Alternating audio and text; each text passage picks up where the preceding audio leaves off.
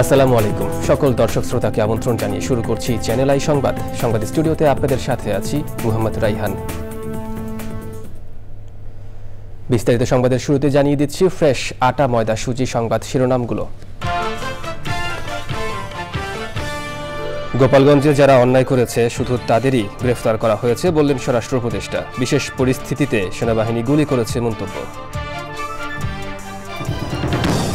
ভোটের মাধ্যমে ফেব্রুয়ারিতে জনগণের সরকার প্রতিষ্ঠা হবে বলে বিএনপির আশা।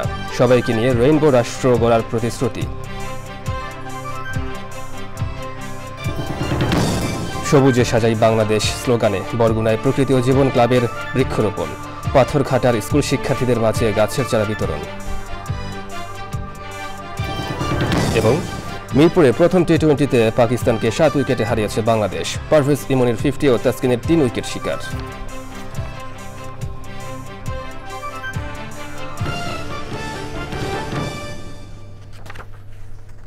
দর্শক সংবাদ শিরোনামগুলো জানাচ্ছিলাম। এখনকার এই সংবাদ আয়োজন একই সঙ্গে চ্যানেল আই এর ইউটিউব চ্যানেল এবং চ্যানেল আই এর ওটিটি প্ল্যাটফর্ম আই স্ক্রিনে লাইভ স্ট্রিম হচ্ছে। এবার বিস্তারিত প্রসঙ্গ। স্বরাষ্ট্র উপদেষ্টা লেফটেন্যান্ট জেনারেল অবসরপ্রাপ্ত জাহাঙ্গীর আলম চৌধুরী বলেছেন, গোপালগঞ্জে যারা অন্যায় করেছে শুধু তাদের গ্রেফতার করা হয়েছে। বিশেষ পরিস্থিতির কারণে সেনাবাহিনী সেখানে গুলি করেছে বলেও মন্তব্য করেন তিনি। জাতীয় সংসদ নির্বাচন উপলক্ষে আইনশৃঙ্খলা বাহিনীকে প্রশিক্ষণ দেওয়া হচ্ছে বলেও জানান উপদেষ্টা। বিস্তারিত জানাচ্ছেন রফিকুল বাশার। স্বরাষ্ট্র মন্ত্রণালয়ে আইনশৃঙ্খলা সংক্রান্ত কোর কমিটি এবং ঢাকা মেট্রোপলিটন ও আশপাশের এলাকার আইনশৃঙ্খলা সংক্রান্ত বিশেষ সভায় দেশের সার্বিক আইনশৃঙ্খলা পরিস্থিতি নিয়ে আলোচনার সময় জানানো হয়, দেশের আইনশৃঙ্খলা পরিস্থিতি এখন আগের চেয়েও ভালো। পরে সাংবাদিকদের সাথে মত বিনিময়ে স্বরাষ্ট্র উপদেষ্টা বলেন, গোপালগঞ্জের পরিস্থিতি স্বাভাবিক হয়ে এসেছে। সাধারণ মানুষের উপর সেনাবাহিনীর গুলি করা নিয়ে প্রশ্নের জবাব দেন উপদেষ্টা। পরিস্থিতিতে যেই সময় যেই পরিস্থিতি ওইভাবে ওই ব্যবস্থা নিতে হয়। গোপালগঞ্জ থেকে পর্যায়ক্রমে জরুরি অবস্থা তুলে নেওয়া হবে। অন্যায় করলে সে গ্রেপ্তার হবে। আমি একটা কথাই বলছি, কোনো অবস্থায় যেন সে দুষ্কৃতিকারী ছাড়া না যেন পায়, আর যেন যে অপরাধ করে না যে যেন কোনো অবস্থায় ধরা না পড়ে। পুলিশ মামলা করবে কি না করবে এটা তো একটা কমিটি করা হয়েছে, তারা করবে। গণতান্ত্রিক চর্চা করতে গিয়ে অশালীন ভাষা ব্যবহার না করার আহ্বান জানান উপদেষ্টা।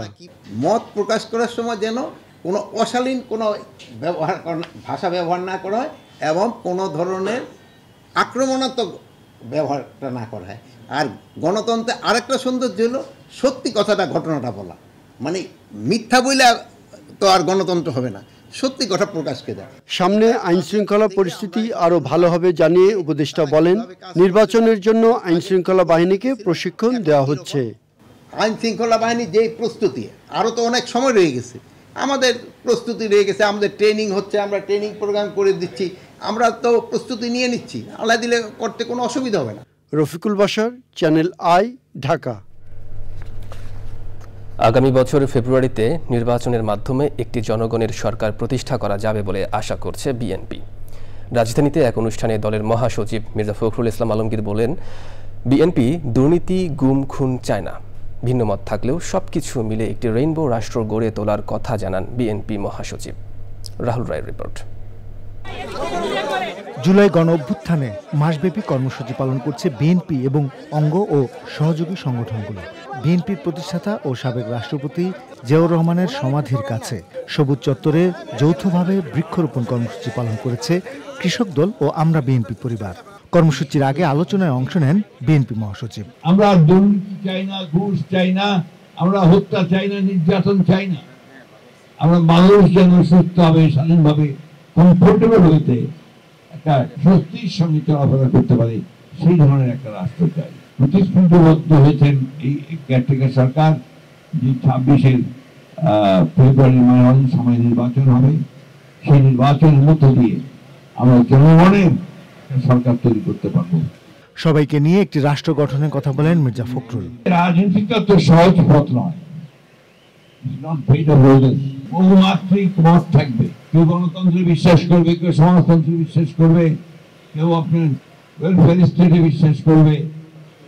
সব দুটি মিলিয়ে আমরা রেইনবো স্টেট, একটা রামধনু যেভাবে অনেকগুলো রং নিয়ে ওঠে, সেরকম একটা রাষ্ট্র নির্মাণ করতে অনেক আগেই আমাদের দেশের সেই স্বপ্ন দেখেছিলেন। আমাদের ভারপ্রাপ্ত চেয়ারম্যান যেন তারেক রহমান 31 দফা দিয়েছেন। সেই 31 দফার মধ্যে প্রতিটি কথা, আজকে যে সংস্কারের প্রশ্ন উঠছে, সংস্কারের যে প্রস্তাবগুলো আসছে, তার প্রত্যেকটি প্রস্তাব আমরা 2022 সালে দিয়েছি। পরে বিএনপির প্রতিষ্ঠাতা ও সাবেক রাষ্ট্রপতি জিয়াউর রহমানের কবর জিয়ারত করেন নেতাকর্মীরা। রাহুল রায়, চ্যানেল আই, ঢাকা। জুলাই গণঅভ্যুত্থানের অন্যতম আহত যোদ্ধা খোকন চন্দ্র বর্মনের মুখের অবয়ব ঠিক করতে দ্বিতীয় ধাপে এখনও রাশিয়া না নেয়ায় ক্ষোভ প্রকাশ করেছেন এই আহত যোদ্ধা। অবয়বহীন মুখ আর দৃষ্টিহীন এক চোখ নিয়ে অবর্ণনীয় জীবন যাপন করা খোকন জানালেন, সরকার থেকে আহত যোদ্ধা হিসেবে নিয়মিত ভাতা না দেয়ায় দৈনন্দিন খরচ চালাতে হিমশিম খাচ্ছেন তিনি। সরকারের প্রতি খোকনের অনুরোধ দ্রুত চিকিৎসা সম্পূর্ণ করে মুখের অবয়ব আর চোখের দৃষ্টি ফিরিয়ে দেয়ার। লায়লা নওশিনের রিপোর্ট। 2024 সালে ছাত্র জনতার গণ অভ্যুত্থান চলাকালে 5ই আগস্ট দুপুরে যাত্রাবাড়ি থানার সামনে গুলিবিদ্ধ হন খোকন চন্দ্র বর্মন। প্রাণে বাঁচলেও নষ্ট হয়ে যায় মুখের পুরো অবয়ব। খোকনের অবয়বহীন সেই মুখ হয়ে ওঠে জুলাইয়ের প্রতিচ্ছবি। চিকিৎসার মাধ্যমে খোকনের মুখের অবয়ব ঠিক করতে 1 কোটি টাকা বরাদ্দ করে সরকার। এবছর 22 এপ্রিল রাশিয়ায় মুখের রিকনস্ট্রাকশনের জন্য প্রথম ধাপের অস্ত্রোপচার হয় খোকনের। দ্বিতীয় ধাপে জুনের শেষ সপ্তাহে রাশিয়ায় অস্ত্রোপচারের কথা থাকলেও সরকারি উদ্যোগের অভাবে এখনও যাওয়া হয়নি। খোকন থাকেন মহাখালীর 7 তলা বস্তিতে। চিকিৎসার সবশেষ অগ্রগতি জানালেন নিজেই। আমাকে ওনারা বলে গেছিল যে ঘুমের শেষের দিকে গাইতে হবে, ঘোড়ার সরকারিকে কারা আমার অপারেশন করবে, কিন্তু এর ভিতরে আমাকে খাটানো হয় নাই। ফোন দিয়েছিলাম, তখন আজকে জিজ্ঞাসা করছিলাম ওষুধ সচিবকে, উনি আমাকে বললো যে আগস্টের 18 তারিখে কারা শিডিউল দিছে, তোমাকে 2-3 দিন আগে খাটানো হবে। নষ্ট হয়ে গেছে খোকন চন্দ্র বর্মনের একটি চোখও। নাক মুখবিহীন থাকায় উপার্জনের কোনো উপায় নেই। আহতদের জন্য এখনও নিয়মিত ভাতা চালু না হওয়ায় জীবন চালাতে কঠিন পরিস্থিতির মুখোমুখি হতে হচ্ছে বলে জানান এই জুলাই যোদ্ধা।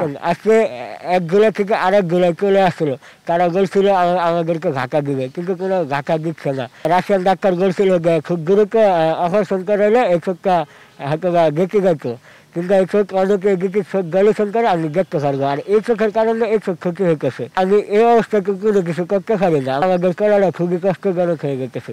সম্প্রতি এনসিপিতে যুক্ত হওয়া খোকন জানালেন যে বৈষম্যহীন বাংলাদেশের জন্য এই আত্মত্যাগ সেই বাংলাদেশ আসেনি। এখন খোকনের একটি স্বপ্ন, উন্নত চিকিৎসার মাধ্যমে স্বাভাবিক জীবনযাপন। ডাক্তার আশা দিচ্ছে যে আমার আগের চেষ্টা না আসলেও মোটামুটি 90% কাছাকাছি একটা আসবে। Laila Nowshin, channel I, Dhaka. 10 জুলাইয়ের মধ্যে বিদেশি হজযাত্রীদের দেশে ফেরত যাওয়ার কথা থাকলেও বাংলাদেশের 10 জন সহ দক্ষিণ এশিয়ার শতাধিক হজযাত্রী এখনও ফেরত যায়নি। হারিয়ে যাওয়া আব্দুল আজিজের খবর এখনও পাওয়া যায়নি। উপযুক্ত কারণ ছাড়া কোনো হজযাত্রী থেকে গেলে কঠোর ব্যবস্থা নেওয়ার কথা জানিয়েছে সৌদি সরকার। মক্কা থেকে MY আলাদ্দিনের রিপোর্ট। সৌদি সরকারের বেঁধে দেয়া নির্ধারিত সময়ের মধ্যে বিশ্বের বিভিন্ন দেশের হাজিরা সৌদি আরব ছাড়লেও দক্ষিণ এশিয়ার কয়েকটি দেশসহ বাংলাদেশের 10 জন হাজি এখনও ফেরত যায়নি। এর মধ্যে গুরুতর অসুস্থ অবস্থায় 8 জন মক্কা, জেদ্দা ও মদিনার বিভিন্ন হাসপাতালে ভর্তি। কাবাঘরে মারামারিতে লিপ্ত হওয়ায় সৌদি জেলখানায় 1 জন আছে। অপর হাজি গাইবান্ধার আব্দুল আজিজকে এখনও খুঁজে পাওয়া যায়নি। হার্টের বর্ষণ হয়েছে 2-3 দিন আগে, আলহামদুলিল্লাহ অনেকটা সুস্থ আছে। তো বাকি কার্যক্রম হজ মিশন থেকে যায় বলে ওনাকে দেশে পাঠানোর ব্যবস্থা করা হবে। হজযাত্রীদের দ্রুত দেশে পাঠানোর দাবি জানিয়েছেন হাবের সাবেক মহাসচিব। কিছু হাজি সাহেব এখান থেকে এখনো পর্যন্ত যাননি। 5-10 জনের জন্য যেন নষ্ট না হয়, আমি মনে করি তাদেরকে বাংলাদেশে পাঠানোর জন্য আমাদের মিশন যেন তাদের ব্যাপারে ব্যবস্থা নিয়ে যেন তাদেরকে বাংলাদেশে পাঠানো হয়, আমাদের সুনামটা যেন অক্ষুণ্ণ থাকে।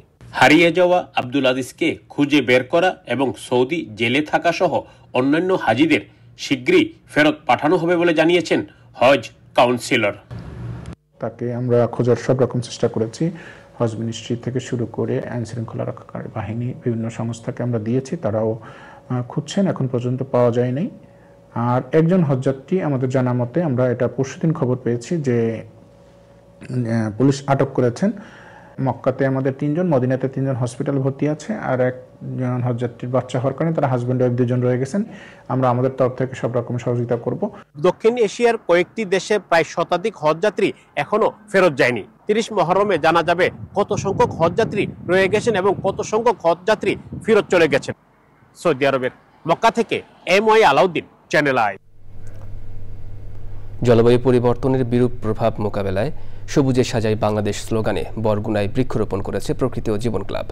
পাথরঘাটার নুরুল ইসলাম খান রেসিডেন্সিয়াল পাবলিক স্কুলে শিক্ষার্থীদের মাঝে গাছের চারা বিতরণ করা হয়। পরিবেশের ভারসাম্য রক্ষার পাশাপাশি প্রাকৃতিক দুর্যোগ রোধে সবুজ বেষ্টনী গড়তে প্রকৃতি ও জীবন ক্লাবের মহতী উদ্যোগের প্রশংসা করেন বিশিষ্টজনরা। বরগুনা থেকে মোহাম্মদ হাসানুর রহমান ঝন্টুর তথ্য ভিডিও চিত্রে আফরোজা হাসির রিপোর্ট।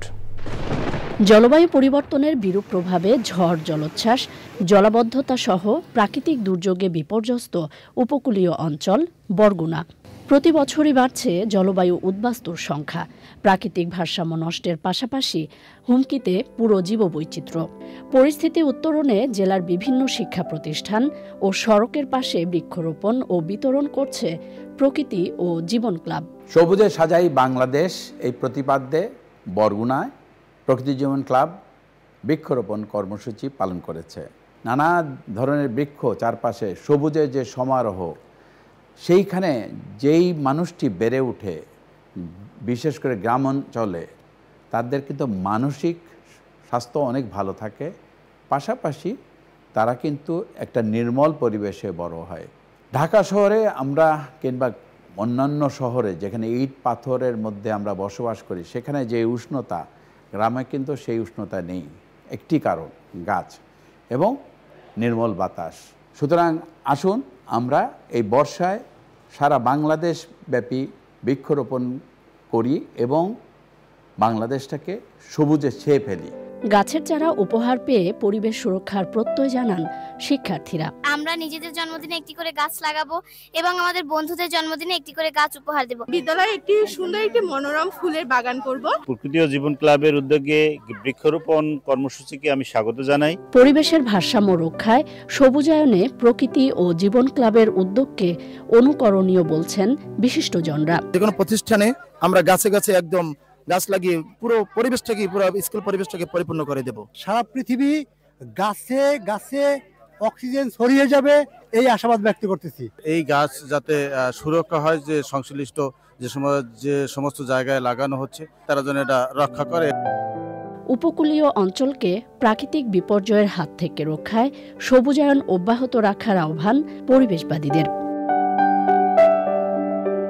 আফরোজা হাসি, প্রকৃতি ও জীবন desk, Channel I. Global aviation and tourism journalist অ্যাসোসিয়েশনের আয়োজনে কুয়াকাটায় ট্যুরিজম ফেস্টিভ্যাল ও আইকনিক অ্যাওয়ার্ড 2025 হয়েছে। এ সময় পর্যটন শিল্পের উন্নয়নে কুয়াকাটার সম্ভাবনা শীর্ষক আলোচনা সভা হয়। বিভিন্ন ক্ষেত্রে বিশেষ অবদান রাখায় অনুষ্ঠানে দেশ বরেণ্য সঙ্গীত শিল্পী ফেরদৌস আরা, চ্যানেল আইয়ের কনা রেজা ও হেলাল খান সহ গুণী ব্যক্তিত্বদের ট্যুরিজম আইকন অ্যাওয়ার্ড প্রদান করা হয়। সংগঠনের মহাসচিব লায়ন সালাম মাহমুদের সঞ্চালনায় প্রধান অতিথি ছিলেন বিএনপির প্রশিক্ষক বিষয়ক সম্পাদক ABM মোশাররফ হোসেন। বিশেষ অতিথি ছিলেন 21 পদকপ্রাপ্ত দেশ বরেণ্য সঙ্গীত শিল্পী ফেরদৌস আরা, কুয়াকাটা হোটেল মোটেল ওনার্স অ্যাসোসিয়েশনের সভাপতি MA মোতালেব শরীফ ও বিশিষ্টজনেরা। অনুষ্ঠানে বিশেষ প্রবন্ধ উপস্থাপন, বইয়ের মোড়ক উন্মোচন, ডকুমেন্টারি প্রদর্শন ও সাংস্কৃতিক পরিবেশনা হয়। এবার বাংলাদেশ পাকিস্তান T20 সিরিজ প্রসঙ্গ।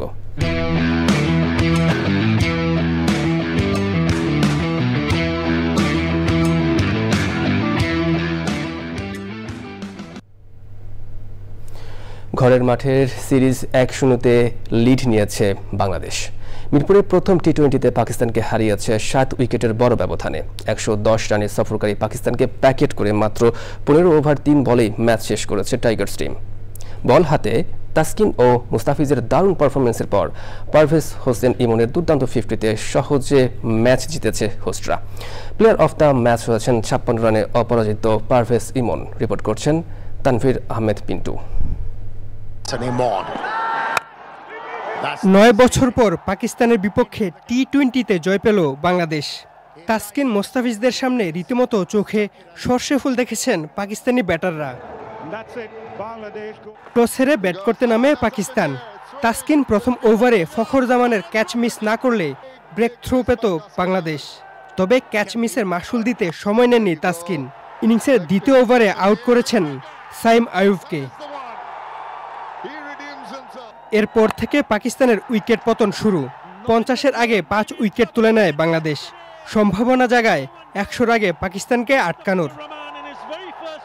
বাকিদের ব্যর্থতার দিনে এক প্রান্ত আগলে রেখে ব্যাটিং করেছেন ফখর জামান। তবে 4 রানের জন্য 50 মিস করে রান আউট হয়ে ফিরেছেন প্যাভিলিয়নে। খুশদিল শাহর 17 ও আব্বাস আফ্রিদির 22 রানের ইনিংসে মামুলি সংগ্রহ পায় পাকিস্তান। আন্তর্জাতিক টি-20তে পূর্ণকোটা বোলিং করে বাংলাদেশের কোনো বোলারের সবচেয়ে কম রান খরচের রেকর্ড মোস্তাফিজের। 4 ওভারে 6 রান দিয়ে ফিজ নিয়েছেন 2 উইকেট। ছোট টার্গেট তাড়া করতে নেমে 7 রানে 2 উইকেট হারিয়ে শুরুতে হোঁচট খায় বাংলাদেশ। বিপদ সামাল দেন পারভেজ ইমন ও তাওহিদ হৃদয়। এই দুইজনের 73 রানের পার্টনারশিপে ম্যাচের নিয়ন্ত্রণ নেয় বাংলাদেশ। 37 বলে 36 করেছেন হৃদয় ফিরলেও ব্যক্তিগত 50 তুলে নিয়েছেন ইমন। 39 বলে অপরাজিত 56 রান করে দলকে জিতিয়ে মাঠ ছেড়েছেন এই ওপেনার। সিরিজের দ্বিতীয় টি-20তে মঙ্গলবার মুখোমুখি হবে 2 দল। Tanvir Ahmed, channel I, Dhaka. দর্শক দেখছেন চ্যানেল আই সংবাদ। এবার নিচ্ছে একটা বিরতি, আর বিরতির পর জানিয়ে ফিরছি। দর্শক বিরতির পর আরো একবার স্বাগত চ্যানেল আই সংবাদে। কানাডার ক্যালগারির সিটি হলে 11 বছরের বাক প্রতিবন্ধী শিশুকে যৌন নির্যাতনের অভিযোগ উঠেছে। যৌন নির্যাতনের প্রতিবাদে মানববন্ধন কর্মসূচি পালিত হয়েছে। এ সময় শিশুটির বাবা মা, বাংলাদেশ কমিউনিটি সহ বিভিন্ন দেশের কমিউনিটির ব্যক্তিবর্গ ও গণমাধ্যম কর্মীরা উপস্থিত ছিলেন। মানববন্ধনে তীর্থের বাবা মা প্রশাসনের কাছে তার সন্তানের উপরে শারীরিক নির্যাতনে অপরাধীর দৃষ্টান্তমূলক শাস্তি চান। ভুক্তভোগী শিশু স্পেশাল নিড হিসেবে ক্যালগারির পাইনরিজ স্কুলে যেত। গত 29শে মে সে রুটিন মাফিক স্কুল শেষে বাসায় ফিরে তার শরীরে যৌন নির্যাতনের নানান চিহ্ন পাওয়া যায়। পরে ডাক্তারের কাছে গেলে তিনিও বিষয়টি নিশ্চিত করেন। এই ঘটনা এরই মধ্যে কানাডার স্থানীয় গণমাধ্যমে প্রকাশিত হয়েছে। এবার কৃষি সংবাদ।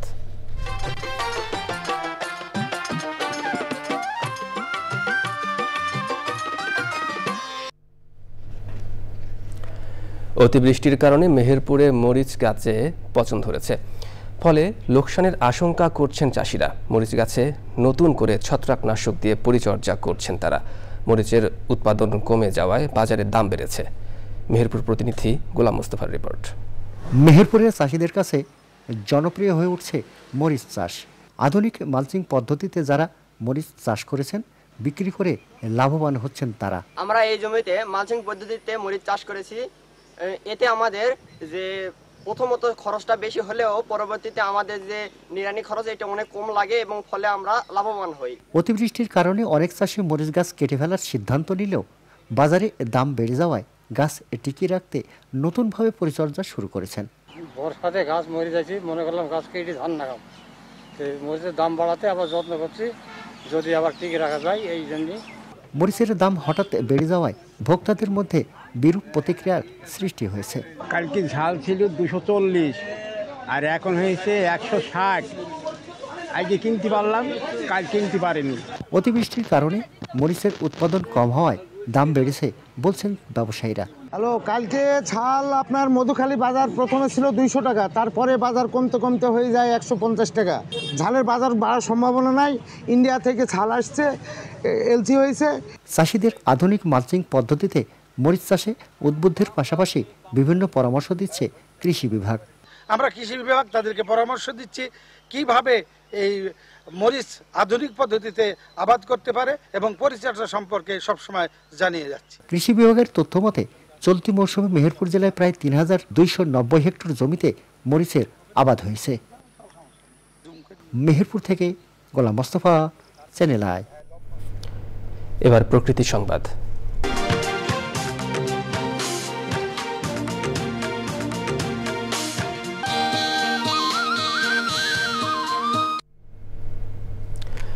কক্সবাজারের উপকূলীয় অঞ্চলে উদ্বেগজনক হারে বাড়ছে জলবায়ু উদ্বাস্তুদের সংখ্যা। ঘন ঘন প্রাকৃতিক দুর্যোগ ও সমুদ্রের ভাঙনে উজাড় হচ্ছে বিস্তৃত জনপদ। পুনর্বাসনের কোনো উদ্যোগ না থাকায় অর্থনৈতিক ও মানবিক সংকটে জীবিকা হারানো মানুষ। তবে টেকসই বেড়িবাঁধ নির্মাণ, উদ্বাস্তুদের আশ্রয়ন, উপকূলের পরিবেশ সংরক্ষণ সহ নানান উদ্যোগের কথা জানিয়েছেন কর্তৃপক্ষ। সরোর আজম মানিকের রিপোর্ট।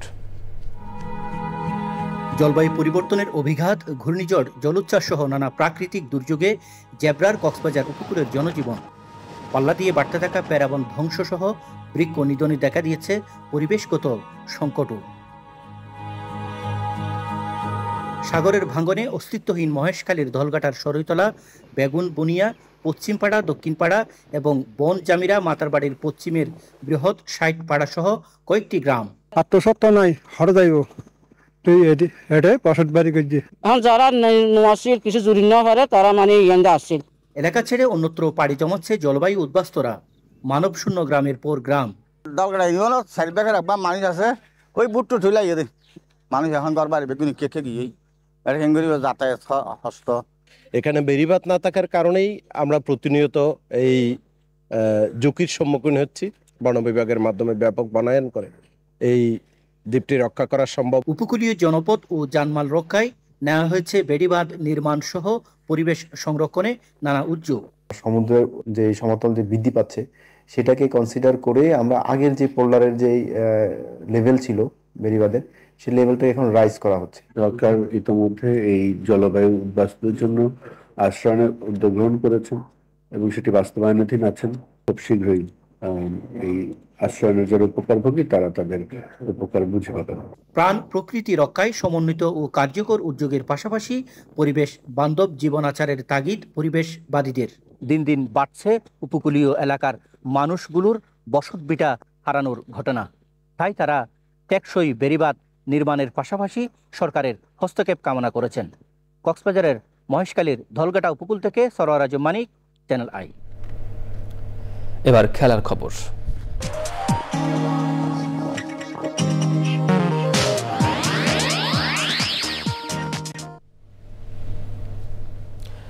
মেজগঞ্জে যারা অন্যায় করেছে শুধু তাদেরই গ্রেফতার করা হয়েছে বললেন স্বরাষ্ট্র উপদেষ্টা। বিশেষ পরিস্থিতিতে সেনাবাহিনী গুলি করেছে মন্তব্য।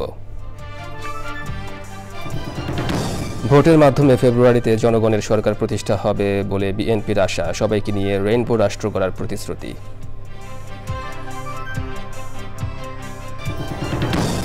সবুজে সাজাই বাংলাদেশ স্লোগানে বরগুনায় প্রকৃতি ও জীবন ক্লাবের বৃক্ষরোপণ। পাথরঘাটার স্কুল শিক্ষার্থীদের মাঝে গাছের চারা বিতরণ। এবং মিরপুরের প্রথম টি-20তে পাকিস্তানকে 7 উইকেটে হারিয়েছে বাংলাদেশ। পারভেজ ইমনের 50 ও তাসকিনের 3 উইকেট শিকার।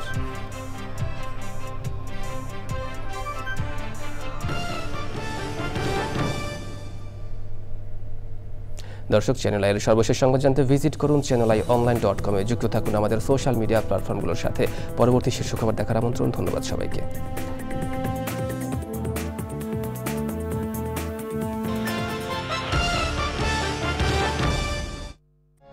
ওজন পার্কে আব্দুল্লাহ সুপার মার্কেট এখন সবার মুখে মুখে, কারণ আব্দুল্লাতে নিত্য প্রয়োজনীয় দ্রব্যাদি ছাড়াও আছে তাজা মাছ, মাংস, ফল, ফ্রুট, শাকসবজি সুলভ মূল্যে প্রয়োজনীয়